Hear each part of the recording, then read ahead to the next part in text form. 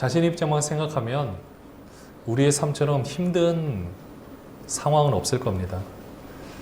내가 가장 힘들 거야. 그런 입장으로 우리는 환경을 해석합니다. 그리고 남들의 시선을 해석을 하죠. 저는 예외일 거라 생각을 했었습니다. 근데 아니었습니다. 똑같은 사람이고요. 똑같은 그 환경 가운데 저만의 생각이 있었습니다.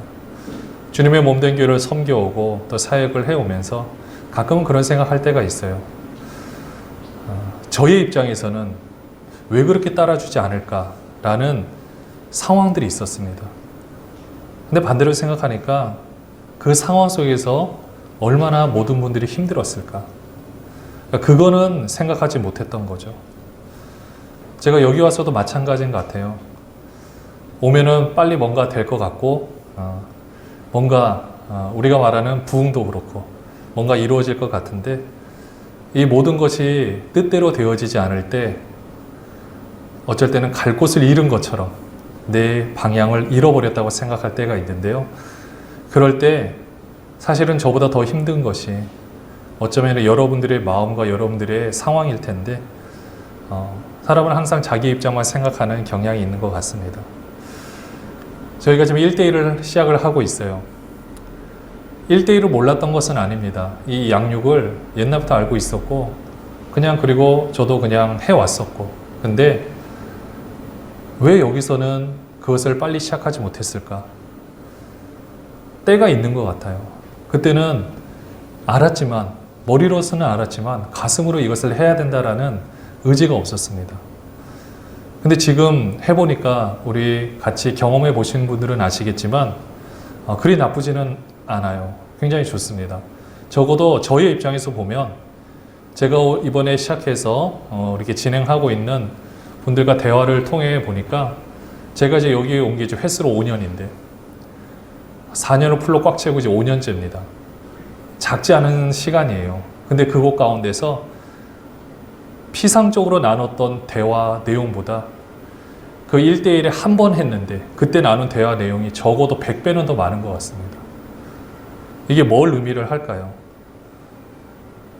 진짜 중요한 게 이거였는데 그러니까 1대1 양육 자체가 중요한 것이 아니라 같이 이야기를 나누고 생각을 알고 그것을 함께 방향으로 서로 함께 세워져 가는 것이 무엇보다도 중요한데 왜 이것을 그때는 생각 못했을까?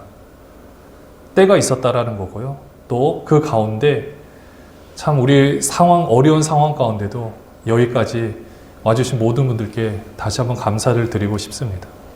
우리가 이제 왜 1대1 양육을 하고 왜 이 사역들을 감당하고 있는가? 이제야 그 가치를 알았기 때문이에요. 서로에 대한 갈급함이 최고조에 달했을 때 시작하게 된 것 같습니다. 근데 참 이것이 신기한 것 같아요.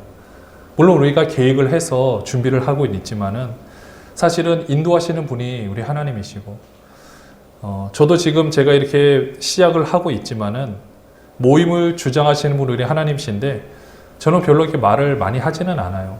평소 같으면은 제가 성경방을 한다라면은 제가 95% 또는 100% 말을 한다라면 1대1 양육에서는 그렇지 않습니다. 저는 10%, 나머지 90%는 동반자분께서 먼저 말씀을 많이 해주세요. 이것도 봐도 너무 안타까웠던 거예요. 왜 진짜 그 마음을 헤아리지 못하고 함께 나누지 못했을까?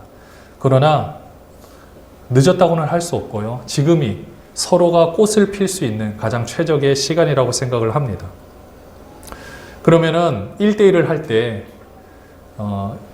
이제 가르치는 사람을 양육자라고 합니다. 그리고 그것을 받는 사람을 동반자라고 이야기를 하는데요. 그러면 양육자 입장에서 다 자랐으니까 이걸 하는 걸까요? 그렇지 않습니다. 직임의 차이예요. 서로 세워져 가는 겁니다. 여러분들 저는 교회에서 목사라고 불려요. 그럼 제가 모든 인생을 살아봤으니까 여기에서 이야기를 합니까? 그렇지 않습니다. 저는 저대로 직임이 목사예요. 그리고 여러분들은 그 직임이 성도로서 각 직분을 가지고 있습니다. 그러면 덜 자랐기 때문에 있느냐? 천만에요. 그렇지 않습니다. 서로 직임의 차이로 함께 성장해 가는 거예요. 저는 목회자로 또는 우리는 성도님으로서 서로 간에 아름답게 조화를 이루어서 세워져 간다라는 것입니다. 코로나19 상황에서 여러분들 수인 간 전염병이라고 들어보셨죠?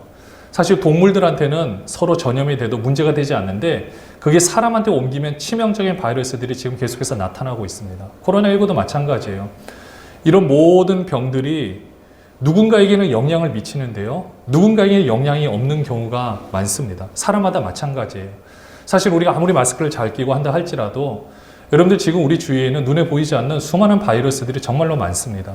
그걸 일일이 다 세면은요. 지금 우리는요. 이 정도 마스크 갖고는 택도 없고 우리 이 공간에 있으면 우리는 살아남을 수가 없습니다. 그런데도 우리가 살아남을 수 있는 것은 몸에 면역력이 있기 때문에 가능한 거죠.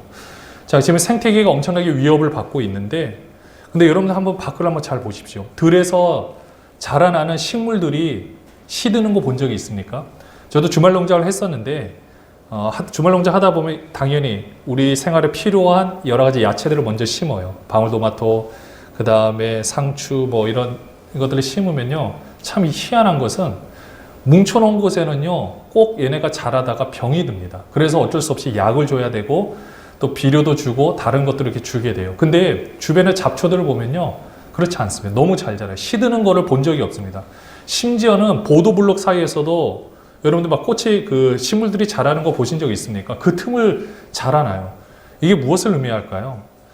모아놓고 우리 간에 같은 거를 해놓으면요. 오히려 병이 생기는 경우가 많대요. 근데 서로 식물들이 다른 것들이 자라게 되면 어느 한 곳의 배설물들을 옆에서는 그게 그들에게는 영양분이 되고 서로 필요한 부분, 누군가에겐 배설물이지만 누군가에게 영양분이 돼서 서로 조화를 이루어서 잘 살아갈 수 있다고 합니다. 그래서 들풀들이 시들지가 않는 거예요. 누군가에게 버려지는 거지만 누군가에게 영양분이 된다라면 이런 것, 이렇게 살아가는 것처럼 우리도 어떻습니까? 서로 조화를 이루어서 살아갈 수 있다는 것입니다. 여러분들 목회자가 있다는 것은 성도님이 있기 때문에 목회자가 있는 거고요. 내가 성도라고 말할 수 있는 것은 목회자가 있기 때문에 성도라고 할 수 있는 겁니다. 서로 상대적인 거예요. 어쩌면 이 세상의 모든 만물들은 이런 사랑이라는 이 사이클로 다 구성되어 있는 것을 보게 됩니다. 우리 식물들도 보면 태양의 에너지를 받아요. 그래서 우리에게 열매를 줍니다. 우리는 그리고 우리가 마실 산소도 만들어줘요. 그럼 우리는 인간의 고유대사, 온몸의 순환, 소화기관을 통해서 이산화탄소와 물로 전환이 됩니다. 그래서 그것이 식물의 비료로도 쓰이게 돼요. 땅에 도로 돌려줍니다. 이 순환이 계속해서 일어나고 있어요. 여러분들 이 순환이 끊어지면 어떻게 되는지 아십니까? 생명은 끊어지는 거예요. 이스라엘 가면 사해라는 곳이 있는데 거기는 받기만 합니다. 물을 받기만 하고 내보내지를 못해요. 그러니까 거기는 사해, 죽음의 바다라고 말을 합니다. 마찬가지예요. 우리도 한번 생각해 보십시오. 나는 이 산소를 나 혼자 마실 거야 하고 비닐 봉투를 여러분들 머리에 한번 씌워 보십시오. 그럼 어떻게 됩니까? 여러분들의 들숨, 날숨에서 산소를 마시지만 이산화탄소를 내뱉기 때문에 결국은 우리 몸은 이산화탄소 때문에 우리 몸은 결국 죽을 수밖에 없습니다. 근데 그 이산화탄소는 식물에게는 또 광합성을 할 수 있는 좋은 재료가 되는 거예요. 이렇게 해서 우리는 조화롭게 살아가고 있는 곳입니다. 교회도 마찬가지예요. 이렇게 우리가 서로 조화를 이루면서 살아갈 수가 있습니다. 직분자는 직분자대로 또 우리 다음 세대도 우리 학생들이 있다면 교사들이 있고요. 서로 조화롭게 내가 가르치고 또 나는 가르침을 받고 내가 또 가르침을 받지만 가르치는 사람한테 영향을 미치고 또 그 삶을 통해서 보람을 느끼고 또 내가 그래서 더 열심히 무엇인가를 하고 내 삶의 목적을 또 깨닫고 회사에서는 전혀 이것을 느끼지 못했는데 교회에 오니까 이것을 느낄 수도 있고 또 주위의 사람들 간의 관계, 나를 바라보는 시선이 밖에서 바라보는 시선과 여기서 바라보는 시선이 다르기 때문에 그 속에서 평안을 얻기도 하고 여러 가지 관계들 통해서 우리는 성장할 수 있다는 거죠. 이렇게 살아가는 우리들을 향해서 오늘 에베소서를 쓴 사도 바울이 뭐라고 표현을 하고 있느냐. 오늘 20절 말씀에 보면은 우리 보고 이렇게 말씀을 하십니다. 같이 한번 읽어볼게요. 너희는 사도들과 선지자들의 터 위에 세우심을 입은 자라 라고 말하고 있어요. 사도들과 선지자들의 터 위에 예수 그리스도의 그 복음을 전하기 위해서 세움받은 사도와 또 그 말씀을 맡은 자로서 예언도 하고 외쳤던 그 수많은 선지자들, 그 터 위에 세우심을 입은 자, 그 교회 터 위에 세우심을 입은 자가 누구냐? 바로 우리들이라는 겁니다. 우리가 여기에 서 있다라는 것이 물론 이렇게 그 자리에 지켜주시는 것도 너무나도 감사하고 그 힘들고 어려운 여건 가운데서 여러분들의 마음이 쉽지 않았을 텐데 어쩌면은 저보다도 더 힘들었을 텐데 그럼에도 불구하고 우리가 여기에 있는 것은요, 그게 단순한 나의 의지만은 아닌 것 같고, 저도 저의 의지만으로는 여기 있을 수 없다고 생각합니다. 하나님의 은혜 가운데 이 터 위에 우리를 세워주셨다는 거죠. 그리고 그리스도께서 친히 모퉁이 돌이 되어셨다고 했습니다. 이 모퉁이 돌이라는 게 물론 학자들마다 이야기한 부분은 달라요. 어떤 분들은 맨 위에 꼭대기에 세워 있는 돌이라고 얘기하기도 하고 기초석이라고 이야기를 합니다. 뭐 어쨌든 간에 우리는 어떻게 하느냐, 모퉁이 돌이 되었다. 어쨌든 기본, 가장 그 기초 위에 세워진 거라고 할 수가 있는 거죠. 그리스도 예수 안에서 우리가 서로 세움을 받아서 서로 조화롭게 관계를 맺고 있습니다. 이 교회라는 정체성이 바로 이거라는 거죠. 이 땅에 생명이 태어날 때 우리는 어디에 속해 있습니까? 가정 안에 속해 있어요. 그리고 그 가정으로부터 모든 공급을 받습니다. 부모님으로부터 공급을 받고 또 형제 자매들이 있거나 또 친척들이 있다라면 그 가정의 울타리 안에서 내 사랑을 공급을 받고 또 많은 먹을거리를 또 공급을 받게 됩니다. 마찬가지로 우리는 교회 안에서도 공급을 받게 되는 거예요. 사도들과 선지자들의 이 터 위에 세워진 이 교회에서 이 교회는 그러면 왜 존재하느냐? 우리가 왜 여기서 이렇게 있느냐? 오늘 답이 나왔죠. 무엇을 입은 자라고 표현하고 있습니까? 사도들과 선지자들의 터 위에 무엇을 입은 자? 세우심을 입은 자예요. 우리가 이 자리에 서 있다라는 것입니다. 어떻게 하기 위해서? 세우심을 입게 하기 위해서. 이 모든 것의 중심은 예수가 계신 거예요. 사람이 가정 안에 든든히 서 있으면요, 어떤 풍파가 다가온다 할지라도 사실은 끄떡 없습니다. 여러분, 그래서 자녀가 태어나면은 가능하면은 어렸을 때 적어도 3살 되기 전까지는, 아니면 2살이라도 되기 전까지는 이 부모의 그 깊은 사랑 안에 거할 수 있게 되면 나중에 사실 이 자존감도 든든하고 내가 어떤 일이 있어도 내가 못한다고 생각하지 않고 관계가 든든히 서 있게 되면은요, 내가 어떤 일을 한다 할지라도 무너지지 않고 일을 잘 감당하는 것을 보게 됩니다. 근데 반면에 그렇지 못하는 경우에는 내가 무엇을 한다 할지라도 이것들이 혹시 나를 무시하거나 아니면 내가 뭐 잘못해서 그런가 여러 가지 이런 생각 때문에 내가 해야 될 일들을 제대로 못할 때가 있는 것을 보게 돼요. 그 차이가 뭐겠습니까? 든든히 그 사랑 안에 서 있느냐, 서 있지 못하느냐예요. 마찬가지로 우리 교회 안에서 하나님께서 우리를 이렇게 세워주신 것은 바로 이곳에서 우리를 세움을 받게 하기 위해서. 여러분들 이 세상에서 삶을 살아가는 목적이 교회에 오기 위한 것은 아닙니다. 여러분들의 삶을 잘 사는 것이 무엇보다도 중요해요. 우리 학생들 열심히 공부를 해야 되고요. 우리 직장인분들이 열심히 직장생활을 하는 것이 너무나도 중요합니다. 어느 것이 높고 낮음이 없어요. 그 일을 어쩌면 잘하기 위해서 또 이 시간이 끝나면 가정으로 돌아가서 내가 가정에서 맡은 또 직임들이 있잖아요. 그것을 잘 감당하기 위해서 저는 여기에 있는 거라 생각합니다.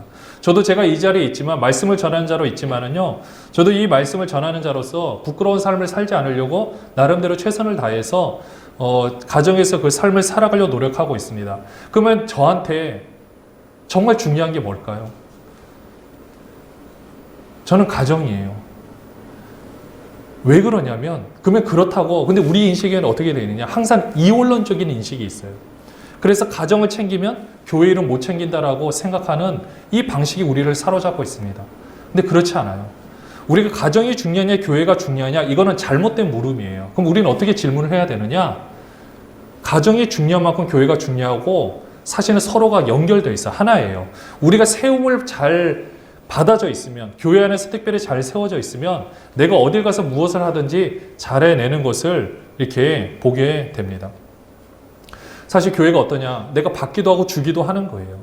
나의 못난 점, 나의 이 못난 부분들이 이 교회의 모습을 통해서 내 자신을 바라볼 수도 있게 되고요. 또 선한 영향력이 내 안에 미쳐질 수도 있습니다. 아까 식물의 배설물이 누군가한테 도움이 될 수가 있거든요. 사실 우리 인간의 배설물도 식물들한테는 또 도움이 됩니다. 여러 가지들이 이렇게 조화를 이루고 있는 거예요. 사실 우리가 나 같은 사람이 이런 일을 할 수 있다는 게 정말 감사한 일 아닙니까? 저도 제가 생각하니까 오늘 우리 다음 세대 예배 첫 예배를 하긴 했어요. 인원이 많지는 않습니다.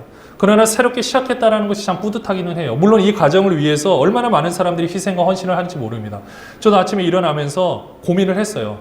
굳이 이렇게까지 할 필요가 있나? 왜 그러냐면 저희도 이렇게 오는 것이 쉽지는 않은데 온 가정들 아침부터 준비를 해야 되는 그 모든 상황들을 봤을 때 너무 이거를 피해를 끼치는 것은 아닌가 수백 번도 고민이 되기는 합니다. 그런데도 불구하고 저희가 모이는 인원은 이것이 중요한 것이 아니라 그래도 우리가 한 걸음 발걸음을 내디뎌야 그래도 저도 제가 이 자리에 서 있다라면 제가 여러분을 위해서 가장 뭔가를 해줄 수 있는 것이 무엇일까라고 생각했을 때 그래도 힘들지만은 우리 2022년의 역사 가운데 또 예수사랑교회 역사 가운데서 우리가 또 하나님께서 원하시는 그 한 걸음을 우리가 좀 내디뎠으면 좋겠다라고 생각해서 그렇게 시작을 하게 됐습니다. 정말 많은 고민이 되기는 해요. 근데 이걸 통해서 이제는 또 서로에게 좋은 선한 영향력이 계속해서 미쳐질 거라고 생각을 합니다. 저도 계속해서 배워가야 돼요. 부족하지만 많은 것들을 경험해 갑니다. 어쩌면은 그렇게 아까 한 걸음을 내딛고 이제까지 상황 가운데서 아까도 말씀드렸지만은 제가 혼자 제일 힘들다고 생각할 때가 있었는데 아닌 거거든요. 절대 그렇지가 않습니다. 근데 우리가 이 교회에서 이렇게 세움을 받는 목적은요, 사실 우리는 공급을 받기 위해서예요. 우리가 이런 공급을 받지 못하고 살아가면 잠깐은 살아갈 수 있습니다. 그런데 곧 배터리가 방전되듯이 우리가 오래 살기는 어려워요. 여러분들이 인생의 충전기를 꽂아놓고 살아가고 계십니까? 저는 이 교회가 그 여러분의 인생이라는 거대한 삶에 배터리를 충전하는 곳이 저는 교회라고 생각을 합니다. 적어도 이곳에 와서 내가 좀 잘 충전을 하고 공급망이 제대로 되어 있는지 점검을 하고 간다면 사실 여러분들이 어떤 일을 하든 무엇을 하든 간에 하나님이 다 기뻐하시는 거예요. 그리고 내가 거기서 끊어지지 않았기 때문에 뭔가를 할 수 있는 거죠. 사실 우리 인생이 어디에 서 있습니까? 내가 믿는 어떤 위치 안에 서 있게 되면은요, 그게 무너지면 정말로 살아가기가 어렵습니다. 진짜 살아가기가 어려워요. 그 많은 문제들을 나홀로 감당하기가 여러분들 얼마나 어렵겠습니까?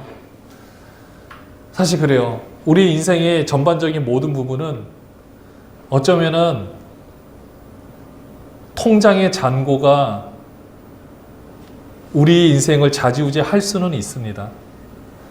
저도 그런 사람이었고 정확하게 여기에 계신 그 누구보다도 미래에 대한 준비와 철저하게 계획과 금전적인 모든 것들은 제가 그냥 타의 추종을 불허할 만큼 정말로 철저하게 관리를 했었고 생각을 했었는데 이 모든 것들이 무너지는 상황 가운데 얼마나 불안과 많은 상황들이 있었지만 그래도 그 생각을 깨는 게 참 어렵긴 했지만은 그래도 감사하게 진짜 날마다 일용할 양식과 만나 가운데서 지금을 살아가면서 이 많은 부분들이 좀 깨닫게, 좀 이렇게 새로운 것을 깨닫게 된 것을 보게 됩니다.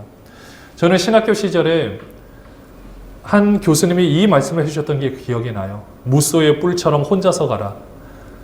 근데 이게 생각하니까 좋은 말씀이긴 한데, 근데 저는 그것을 이제 받아들여서 쉽지는 않았지만 그냥 열심히 제 일을 묵묵히 감당해 왔습니다. 근데 지나가라 생각하면은 좀 더 이것을 좀 제대로 해석을 해가지고 항상 제 주위에 보면 하나님께서 참 좋은 사람들을 많이 붙여주셨어요. 지금도 마찬가지고. 그리고 근데 그 과정 가운데서 어느 정도까지는 관계를 맺는데 더 깊게 관계를 맺으면 좋겠는데 제 자신의 한계로 그렇게 하지 못해서 아쉽다라는 생각은 들더라고요. 근데 이제 이것을 깨닫고 고치기까지 사실 많은 시간과 노력이 필요했었는데 근데 이런 모든 것들을 생각해 보니까 제가 그 이후에 사실 저는 뭐 결혼식 할 때도 마찬가지지만요. 아시는 분 아시면 저 결혼식 할 때 친구들 사진을 3번을 찍었어요. 한 번에 안 나와서.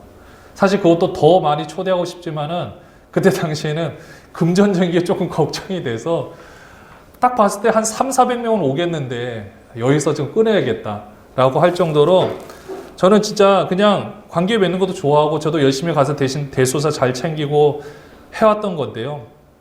근데 중요한 거는 그것이 중요한 게 아니라 깊게 영혼의 교통을 느끼면서 살아가는 것이 무엇보다도 중요한데 제가 그것을 잘 못했다라는 그런 아쉬움들이 있더라고요. 왜냐? 몰라서 그랬어요. 제가 알았더라면 제가 어렸을 때도 그것을 많이 경험을 했다라면 그렇게 했을 텐데 그것을 나중에 이제 깨닫고요. 제가 그 다음부터는 열심히 그 부교역자로서 사역을 해왔었는데요. 근데 부교역자로 사역을 하다 보니까 그런 게 있습니다. 저는 그래도 열심히, 물론 다 열심히 하셨고요. 제 주위에 너무나 훌륭한 분들이 많은데 저도 열심히 하면서 좋은 관계를 맺으려고 그러면서 또 많은 호응을 해주시고 그렇게 사역을 해왔어요. 근데 어느 선까지는 할 수 있는데요. 그 이상으로 깊게 관계를 맺는 것은 교회에서 사실은 어떻게 되느냐, 견제를 하게 됩니다. 여기 선까지는 안 되라고 딱 그 어느 보이지 않는 선이 있어요. 암묵적인 선. 그러니까 결석자 신방은 가능한데 잘 나오는 성도님들하고 인격적으로 같이 식사도 한번 하고 관계를 맺는다? 불가능합니다. 절대 있을 수가 없는 일이에요. 그러면은 교회에 바로 찍힐 수가 있습니다. 저는 누구보다도 좋은 관계를 맺다 생각하고 수많은 성도님들이 있었지만은 예배에 오면은요, 제가 쫓아다니면서 인사하고 같이 안부 묻고, 그리고 제가 하나님께서 어떤 은사를 주셨냐면 지난주 머리하고 안경하고 귀걸이 바뀐 거는 제가 정확히 구분을 해요. 그러니까 그 전주하고 달라진 거. 한 500명까지는 그냥 저희 성도들 다 구분을 합니다. 그 은혜를 주셔서 그냥 매번 그렇게 인사를 해요. 뭐 바뀌셨네요? 어떻게 하셨네요? 너무 잘 어울리십니다. 이렇게 얘기를 하면서 관계를 이렇게 맺어왔는데, 생각해 보니까 깊은 관계를 맺을 수가 없어요. 근데 제가 그렇게 해왔다라면 현재 지금 대한민국에 부목사님이 한 분이라도 있으신 그 교회들은 그렇게 될 수밖에 없다라는 거예요. 적어도 우리가 생각했을 때 규모가 아주 조금이라도 있어서 한 분이라도 다른 분이 계시다라고 하면은 담임 목사님과 관계는 거의 맺기는 불가능. 부목사님과 관계를 맺기는 불가능. 제가 이런 현실이 제가 이제 좀 깨닫고 보니까 너무 안타까웠던 거예요. 예배 때 선포되어는 설교만으로 사람이 변화되느냐? 저도 열심히 그렇게 될 거라고 생각하지만은 사실은 쉽지는 않습니다. 그러면 신방만으로 변화되느냐? 저 누구보다도 신방 가서 이야기를 많이 한다고 생각했는데 이번에 1대1을 해보니까 정말 그것은 세 발의 피도 아무것도 아닌 거예요. 그 1년, 몇 년 동안에 한 번 만났을 때 신방도 사실은 잘 나오시는 분들은 한 번 이상 하기가 어렵거든요. 근데 한 번 가서도 시간에 30분 이상 있기도 어렵습니다. 그 짧은 시간에 그래도 나눈다고 했지만 나누기가 어려운 거예요. 그러면은 나머지 관계에서 서로 맺느냐? 우리 성도님들이 그러면 그 큰 교회에서 아무리 그러니까 아주 큰 교회가 아니다 할지라도 서로 관계를 맺을 수 있느냐? 보니까 지금은 불가능하겠구나. 더 이상 이렇게 할 수가 없겠구나 라고 생각이 들더라고요. 저도 그렇게 사역하면서 항상 형평성의 문제에 고심을 많이 했기 때문에 제가 한 사람을 쳐다봐도 몇 초를 쳐다볼 것인가 고민을 했었거든요. 누군가는 10초를 쳐다보고 누군가는 악수를 했는데 누군가 악수를 안 한다. 여러분들 바로 한 주 뒤에 말이 돼서 돌아옵니다. 이성호 목사가 누구는 사랑하는데 누구는 사랑하지 않는다. 뭐 이런 아주 상상을 초월하는 여러 가지 일들이 오기 때문에 제가 항상 그 앞에 있어도 머릿속으로 세요. 5, 4, 3, 2, 1 정확하게 누구한테도 동일하게. 심지어는 신방 설교도 누군가에게는 이 말씀 해주는데 누군가 이렇게 해줬냐라고 말이 나올까봐 정말 모든 상황을 다 체크해서 다 이렇게 했던 그 기억들이 있습니다. 근데 중요한 거는 제가 왜 이 말씀 드리느냐, 깊은 영적인 교제는 이루어지기가 어려웠었구나라는 것을 느끼게 된 거죠. 그러다 보면 사실은 방목이 될 수도 있습니다. 그냥 알아서 성장하는 거. 근데 얼마든지 내가 믿음 있는 척 할 수는 있을지 모르겠지만 사실 공급망이 끊어지게 되면은요, 사람들의 삶은 너무나도 피폐해집니다. 그 방전이 될 수 있기 때문에 얼마나 어려운지 몰라요. 그러면 우리는 이렇게 말씀을 드리는 이유는요, 우리는 이 교회 내에서 계속해서 우리는 이 충전을 받고 어쩌면 1대1이라는 걸 통해서도 그렇고 제가 대단해서가 아니라 하나님께서 부족한 사람을 통해서 저도 세워가게 하시고 여러분들 세워가게 하시면서 함께 세워져 가게 한 것을 말씀하고 있는 거예요. 오늘 21절에 보면은 이것을 어떻게 표현을 하고 있느냐 같이 한번 읽어볼까요? 그의 안에서 건물마다 서로 연결하여 주 안에서 성전이 되어가고. 얼마나 멋진 말씀입니까? 그의 안에서, 예수 그리스도 안에서 건물마다, 우리가 어쩌면 한 사람의 건물이라 할 수도 있어요. 각 건물 또는 하나의 그 건물이 있지만은 여러분들 대학교에 가도 어떻습니까? 본관, 연구관, 도서관 다 있지만은 여러분들 하나를 가지고 말할 때 거기를 대학교로 하잖아요. 또는 전체 건물을 다 통틀어서 대학교라고 이야기를 합니다. 그런 것처럼 이 건물이라는 게 하나의 건물도 있지만은 우리 개인도 있지만은 서로 연합하여서 우리가 주 안에서 뭐가 되어 간다고요? 성전이 되어 간대요. 하나님이 거하실 전으로 만들어져 간다라는 것입니다. 이것이 너무나도 중요해요. 그래서 마지막 22절에 보시면 같이 한번 읽어보겠습니다. 너희도 성령 안에서 하나님의 거하실 처소가 되기 위하여 그리스도 예수 안에서 함께 지어져 가느니라. 저는 이 고백의 의미가 이제는 무엇인지 이제야 좀 많이 알 것 같습니다. 참 제가 좋아하는 말씀이고, 제가 왜 인생을 살아가는가, 저는 하나님이 거하시는 전으로 세움받기 위해서 살아간다라고 항상 인생의 모토를 가지고 살아왔는데, 이 의미가 저 개인에게만 적용돼 왔었는데요, 지금에야 비로소 이 말씀이 우리 교회 안에서 어떻게 이루어져 가는지를 이제야 깨닫게 되었습니다. 귀로 들어서 이제까지 알았는데, 제가 이제는 하나님께서 어떻게 역사하시는지를 이제 눈으로 볼 수 있게 된 거예요. 우리 인생에 대해서 저한테 단 한 번만 설교를 하라고 한다면 저는 이 말씀을 가지고 우리가 함께 세워져 가기 위해서 우리 삶을 살아갑니다라고 말씀드리고 싶습니다. 우리는 하나님의 거하실 처소예요. 이렇게 세워가기 위해서 교회라는 이 공급망을 하나님께서 허락하여 주셨고, 이 공급망을 통해서 여러분의 가정생활이 더 잘 살아가기를 원하고, 직장생활이 더 풍성하기를 원하고, 힘들고 어려운 일이 있다 할지라도 그 일들 가운데 하나님께서 어떻게 우리를 세워가시는지를 서로의 관계와 서로의 상황을 통해서 보게 하시는 것, 또 우리를 경험케 하시는 것, 이것이 하나님의 뜻임을 보게 됩니다. 저는 우리가 함께 세워져 갔으면 좋겠습니다. 근데 이거는요, 내가 세워져 간다고 해서 세워져 가는 것은 아니고요, 하나님이 분명히 하세요. 우리가 서로 좋은 관계, 여러 가지 또 모든 상황 가운데 우리를 하나님께서 그렇게 세워 가실 거라 생각합니다. 사랑하는 여러분들, 우리 2022년은 우리가 함께 아름답게 세워져 갔으면 좋겠어요. 그래서 우리 규모가 작을지는 모르겠지만은, 작지만은 그렇다고 건강하지 않은 교회는 아닙니다. 그렇기 때문에 우리가 참 부족한 점도 있고, 또 어쩌면 여러분들이 다른 데보다 더 희생을 많이 해야 되는 부분도 있을지 모르겠지만, 우리가 함께 아름답게 그냥 세워져 갔으면 좋겠어요. 그래서 여기서 좋은 선한 영향력을 서로 주고 받음으로 말미암아 여러분들의 삶이 더 행복해지고, 또 새롭게 삶을 변화되어지고, 모든 상황들이 바뀌어지기를 주님의 이름으로 축원합니다.